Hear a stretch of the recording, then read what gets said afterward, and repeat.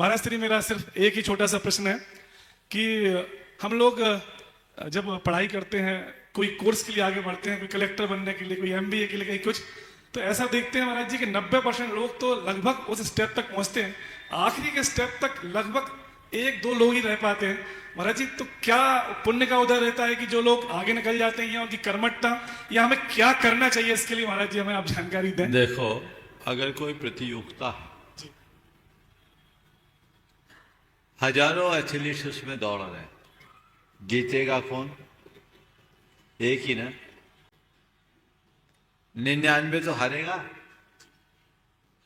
हम ये जो धारणा बना रखे हैं कि एक का जो जीत गया उसका पुण्य है, वो सफल हो गया, और जो जीत नहीं पाया उसका पुण्य नहीं था, वो विफल हो गया, ये धारणा भ्रांत है।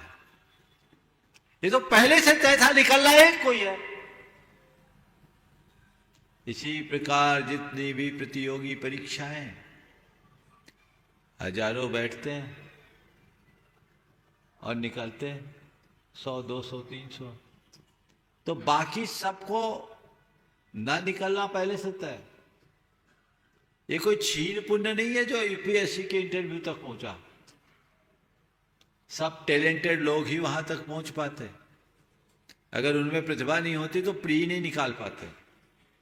अरे प्री निकालने की बात तो दूर है, अगर कुंद दिमाग के होते तो ग्रेजुएशन ही नहीं कर पाते।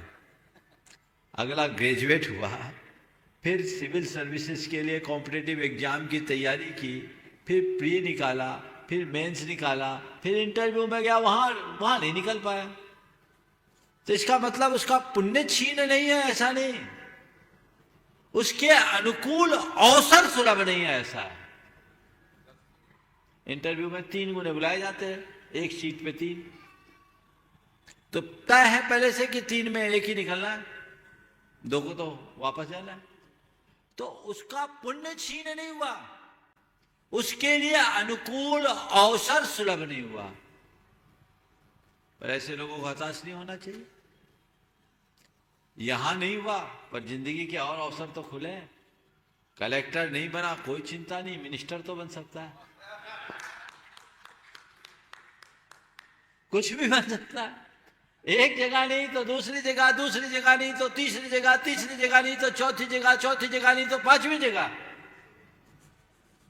99 दरवाजे बंद होते हैं तो 100वां द्वार खुलता है। हमारी दृष्टि बंद दरवाजों की तरफ न होकर खुले द्वार की तरफ होनी चाहिए। समझ गए? इसलिए इसमें दिमाग मत लगाओ कि किसका पुण्य था, किसका नहीं था। ये तो ऐसा ही है, जिसको होना था उसका हो गया, और जिसका नहीं होना था नहीं।